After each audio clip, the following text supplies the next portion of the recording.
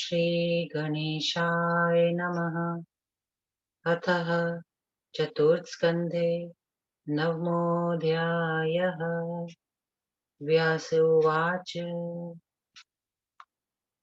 पूर्वस्तीर्थविधिं तत्र हिरण्यकश्यपो सुत न्यग्रोधं सुमहच्छायं पश्यत्पुरतस्तदा ददर्श बाणान् परानानाज जातीयकास्तदा गृध्रीपश्ययुतांस्तीव्राच्छीलाधौतान् महोज्ज्वलान् चिन्तयामासा मनसा कस्ये मे विशिखास्तविह ऋषीणामाश्रमे पुण्ये तीर्थे परमपावने एवं चिन्तयतानेन कृष्णाजिनदधौ मुनि समुन्तजटाभारौ दृष्टौ धर्मसुतौ तदा तयोरग्रे धृते शुभ्रे धनुषि लक्षणान्विते शार्ङ्गाजगवं चैव तथा क्षयौ महेशुधि ध्यानस्थौ तौ महाभागौ नरनारायणावृषि दृष्ट्वा धर्मसुतौ तत्र दैत्यानामधिपस्तदा क्रोधरक्ते क्षणस्तौ तु प्रोवाचासुरपालकः किं भवद्भयासमा रथो दम्भो धर्मविनाशनः न श्रुतं नैव दृष्टं हि संसारेऽस्मिन् कदापि हि तापश्चरणं तीव्रं तथा चापस्य धारणम् विरोधोऽयं युगे चाधे कथं युक्तं कलिप्रियं ब्राह्मणस्य तपोयुक्तं तत्र किं चापधारणं कक्जटाधारणं देहे क्वेशोधि च विडम्बनौ धर्मस्याचरणं युक्तं युवयो दिव्यभावयो व्यास उवाच इति तस्य वचः श्रुत्वा नरः प्रोवाच भारत का ते चिन्तात्र दैत्येन्द्र वृथा तपसि चाव्युः सामर्थ्ये सति यत्युक्त्वा तत्सम्पदेस्तस्य हि आवां कार्यदवे मन्दे समर्थो लोकविश्रुतौ युद्धे तपसि सामर्थ्यं त्वं पुनः किं करिष्यसि गच्छ मार्गे यथा कामं कस्मादत्र विकत्तथे तत्से ब्रह्म तेजो दुराराध्यं न त्वं वेद विमोहितः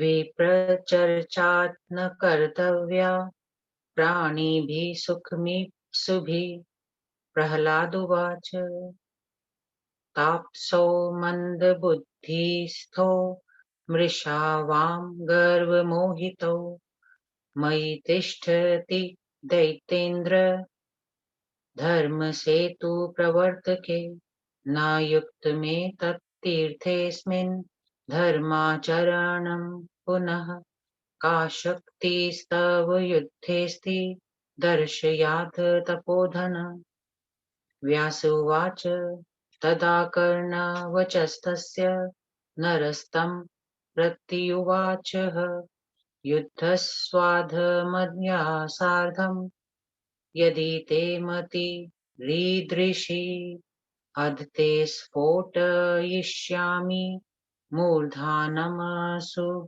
राधम युद्धे श्रद्धा न ते पश्चात् भविष्यति कदाचन व्यास उवाच तनिशम्य वचस्तस्य दैत्येन्द्र कुपितस्तदा प्रह्लादो बलवानत्र प्रतिज्ञामारुरोह स येन केनाप्युपायेन जेष्यामि तावुभावपि नरनारायणौ दान्ता वृषितपि समन्वितौ व्यासोवाच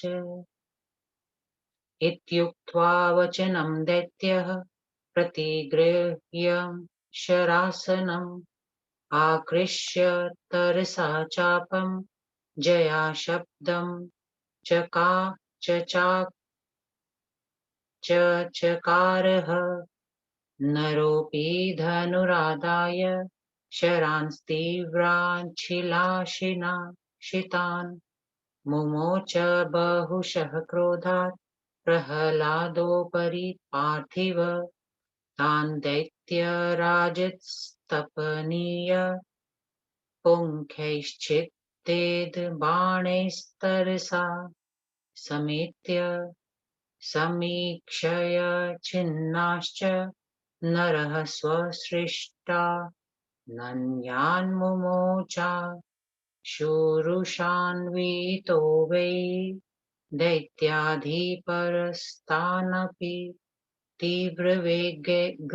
वेगैश्छित्त्वा जघानोरसितं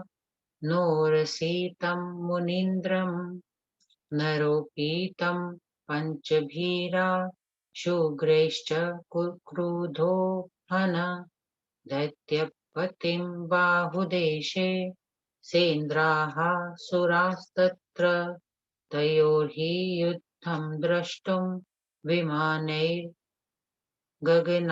गगनस्थिताश्च नरस्य वीर्यं युधि संस्थितस्य ते तुष्टुवोर्दैत्यपतेश्च भूयः ववर्ष दैत्याधिप आतप्चापः शिलीमुखान् बन्धुरो यथापः आदाय शार्ङ्गधनुर्प्रमेयं मुमोच बाणाचीतहेम मुखान् बभूव युद्धं तुमुलं तयोस्तु जयेशिणौ पार्थिव देवदैत्येवो ववर्षुराकाशपथे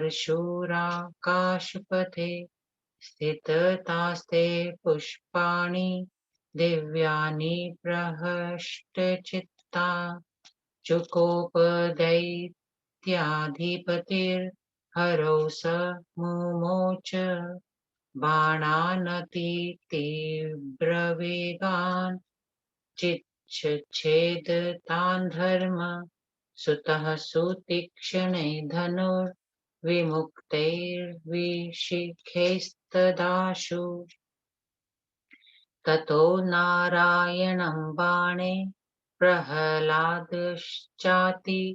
दर्शिते ववर्ष सुस्थितं वीरं धर्मपुत्रं सनातनं नारायणोऽपि तं वेगान् मुक्ते बाणे शिलाशिते तुतो दातीव पुरतो दैत्यानामधिपं स्थितं सन्निपातोऽम्बरे तत्र दिदृशूणां बभूवः देवानां दानवानां च कुर्वतां जयघोषणम् उभयो शरवर्षेण छादिते गगने तदा दिवापि रात्रिसदृशं बभूव तिमिरं महत् ऊचुः परस्परं देवा दैत्याश्चातीव विस्मिता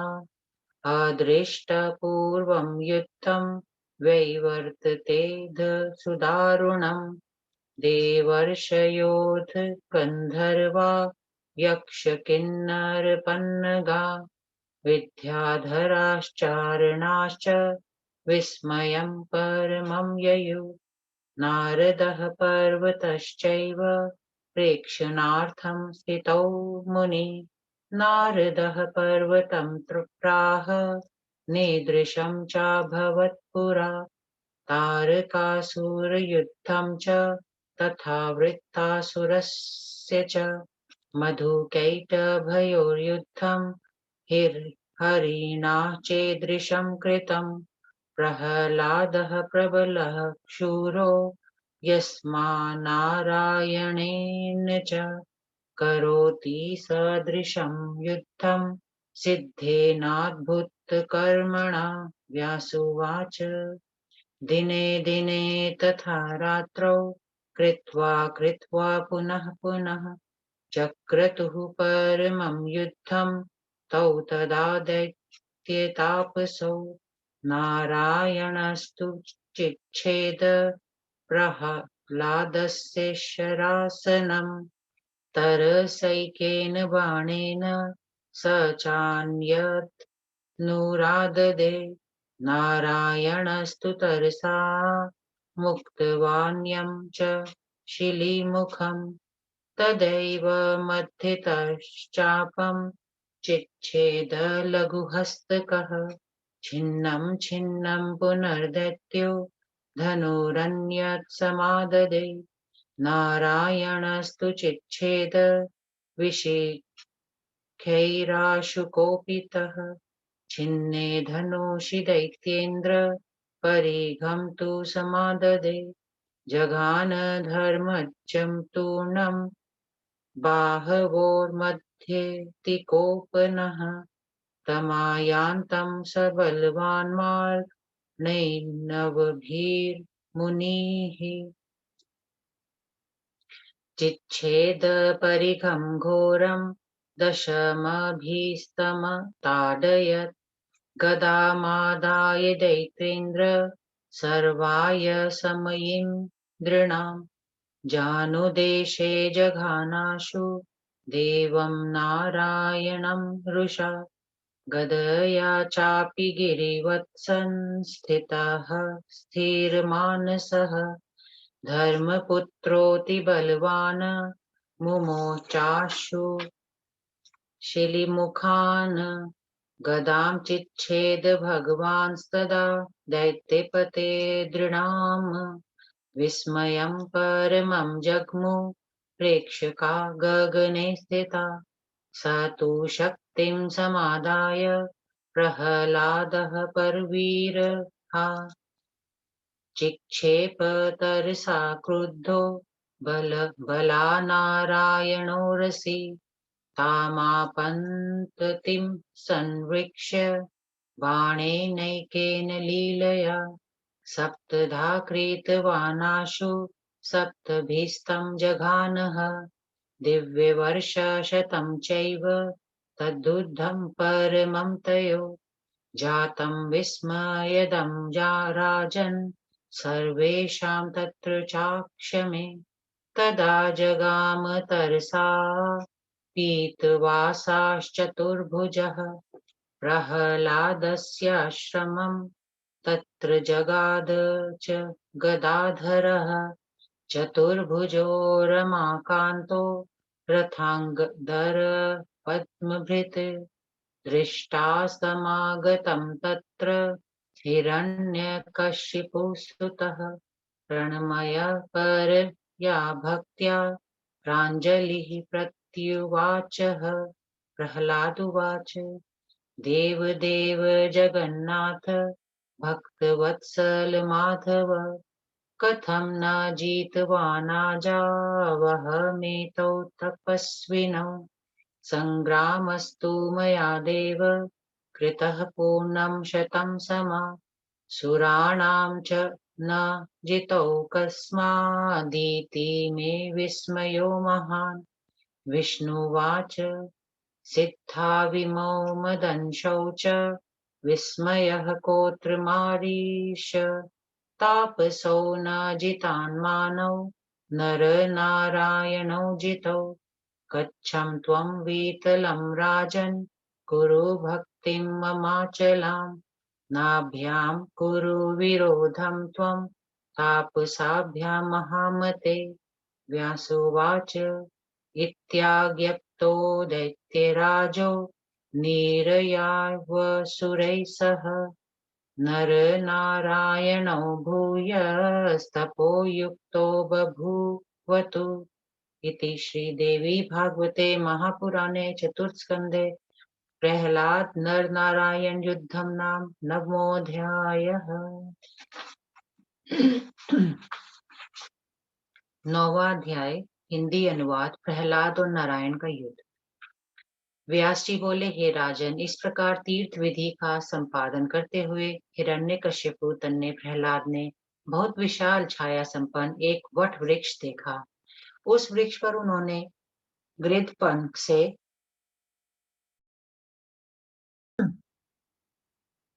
सुसज्जित तीव्र, नोकीले और चमकीले विविध प्रकार के बाणों को देखा।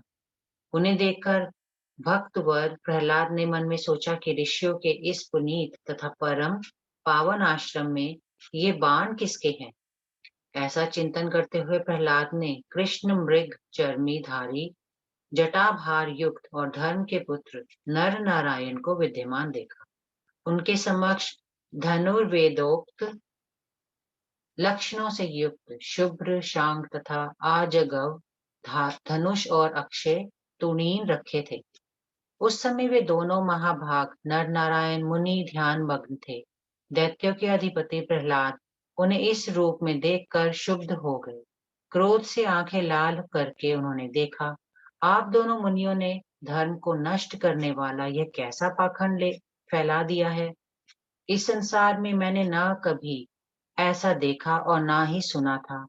कहाँ तीव्र तपस्या और कहाँ धनुर्धारी बनना।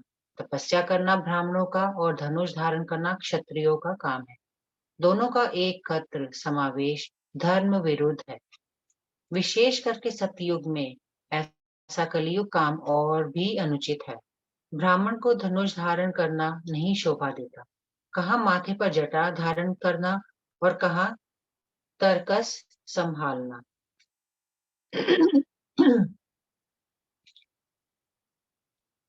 धर्म की यह कैसी विडंबना है। आप दोनों को चाहिए कि यह पाखंड त्याग कर दिव्य भाव से धर्म का आचरण करें।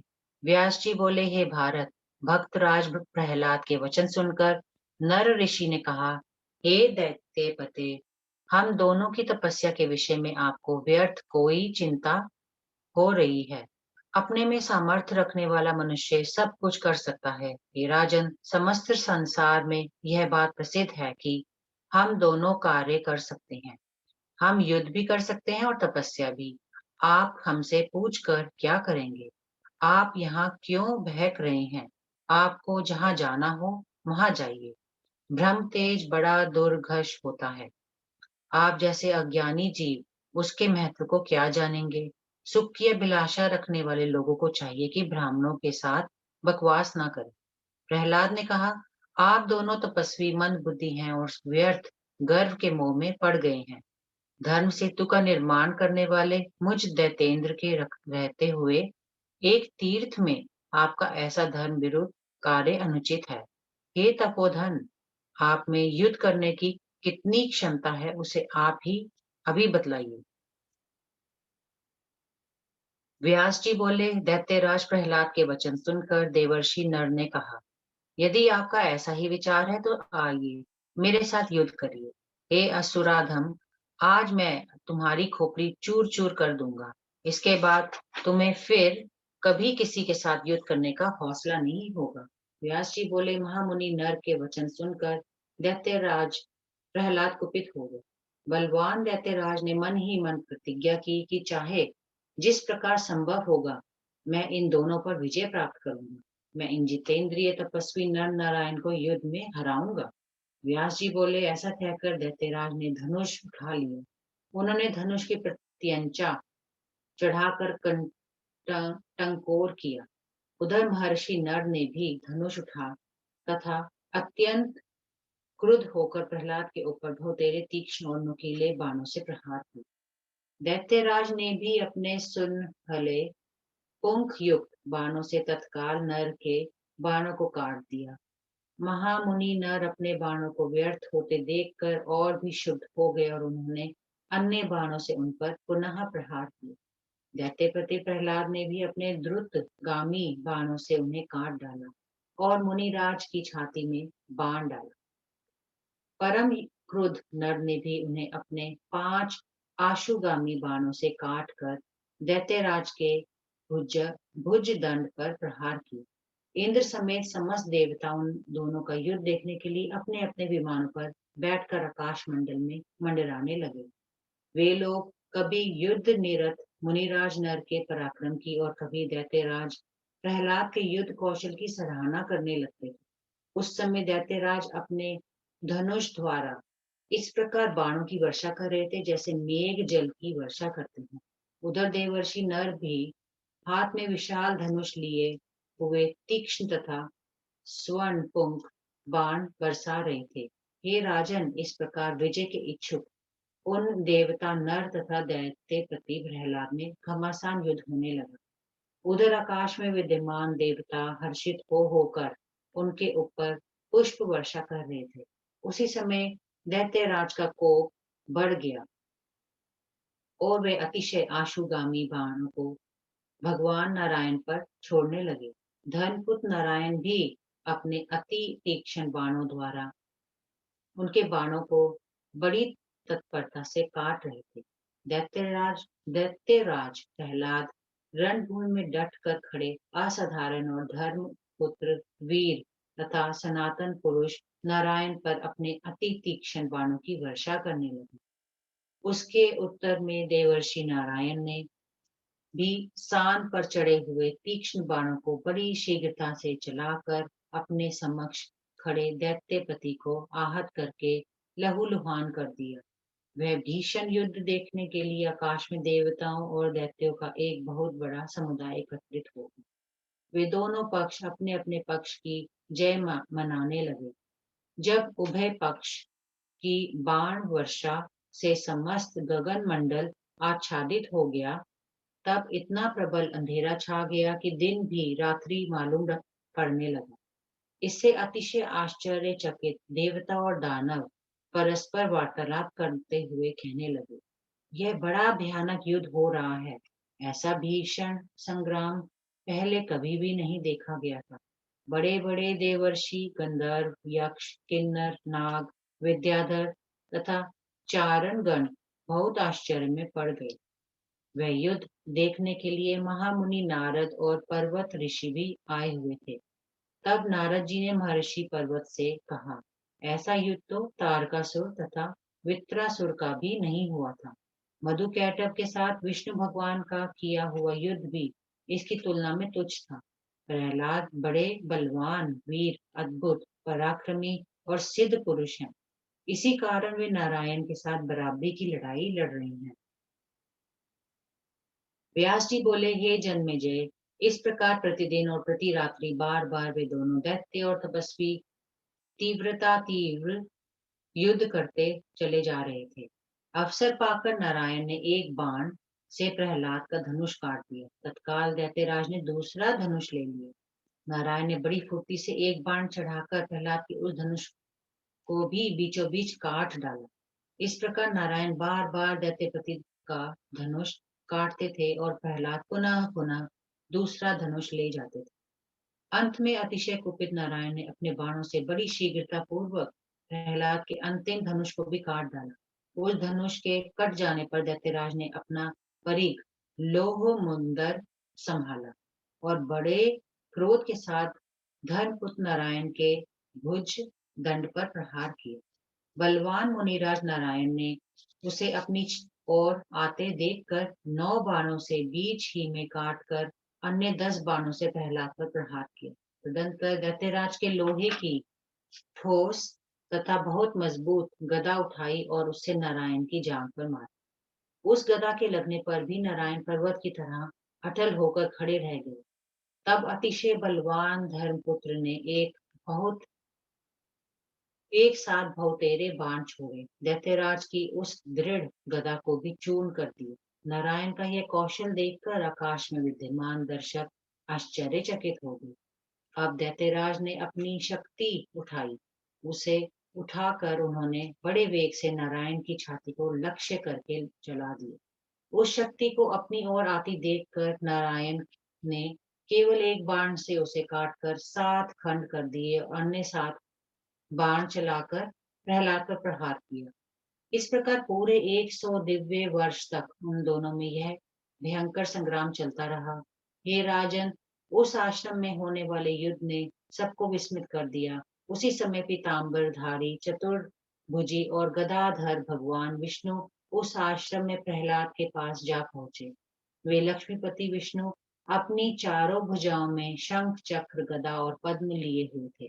अपने सन्मुख भगवान को विद्यमान देखकर हिरण्यकशिपु तन्ने प्रहलाद ने बड़ी श्रद्धा के साथ प्रणाम किया और हाथ जोड़कर कहा। प्रहलाद बोले, हे देव देव, हे जगन्नाथ, हे भक्तवत्सल, हे माधव, मैं इन दोनों तपस्वियों को परास्त क्यों नहीं कर सकता हूँ। हे देव, मेरे पूरे 100 दिव्य वर्ष तक इनके साथ संग्राम किया है, फिर भी मैं इन्हें नहीं हरा सका। यह सोचकर मुझे बड़ा आश्चर्य हो रहा है। भगवान विष्णु बोले, हे मेरे प्रिय भक्त, ये दोनों मेरे अंश से जायमान सिद्ध पुरुष हैं। इन्हें न जीतने में आश्चर्य किस बात का है। मेरे अंशज तथा सिद्ध पुरुष होने के कारण ही आप इन जितेंद्रिय तपस्वी नर नारायण को पराजित नहीं कर सके। हे राजन, अब आप अपने वितल लोक को जाइए और वहां मेरी अचल भक्ति की साधना करिए। हे महामते, अब आप कभी भी इन तपस्वियों के साथ विरोध न करिएगा। व्यास जी बोले, विष्णु भगवान की ऐसी आज्ञा पाकर दैत्यपति प्रहलाद अपने साथी असुरों के साथ वहां से चल पड़े। उधर भगवान नर नारायण भी अपनी तपस्या में संलग्न हो गए। इति श्री देवी भागवते महापुराणे चतुर्स्कंदे भाषा टीकायां नवमोऽध्यायः। ॐ श्री दुर्गा देवी नमः।